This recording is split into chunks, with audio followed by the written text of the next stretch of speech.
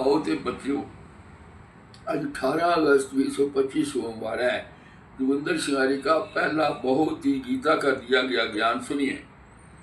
ब्रह्म की अवस्था का मतलब है कि इससे परे कुछ नहीं है। हम उन चीज़ों के बारे में जानते हैं जो परिवर्तनशील है।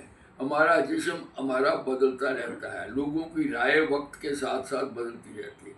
कृष्ण जी कहते हैं कि जो कोई भी उनकी शरण लेता है, मोक्ष के लिए प्रयास करता है, तो वो ब्रह्म महसूस करता है।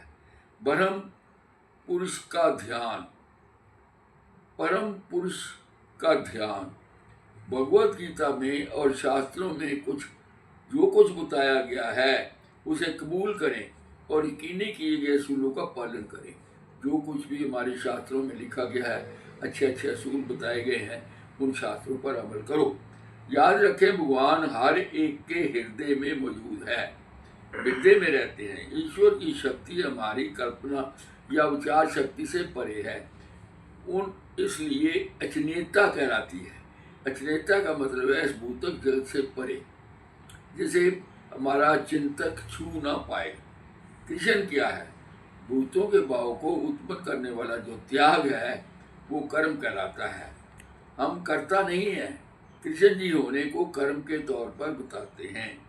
ओचलत मन से भक्ति, कृष्ण जी कहते हैं कि ओचलत मन को भक्ति में लगाए रखना चाहिए।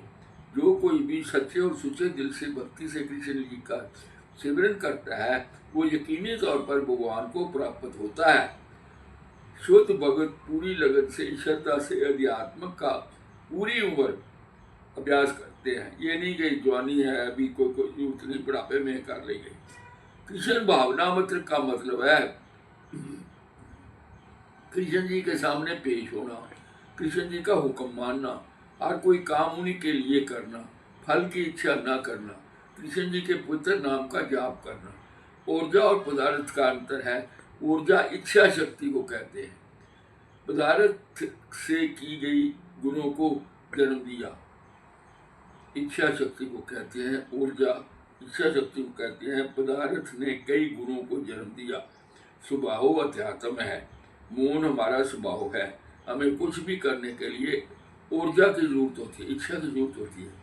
और कर्म और ऊर्जा का प्रयोग है, और कर्म ऊर्जा का प्रयोग है। काम करने की इच्छा को ऊर्जा कहा जाता है। Thank you very much.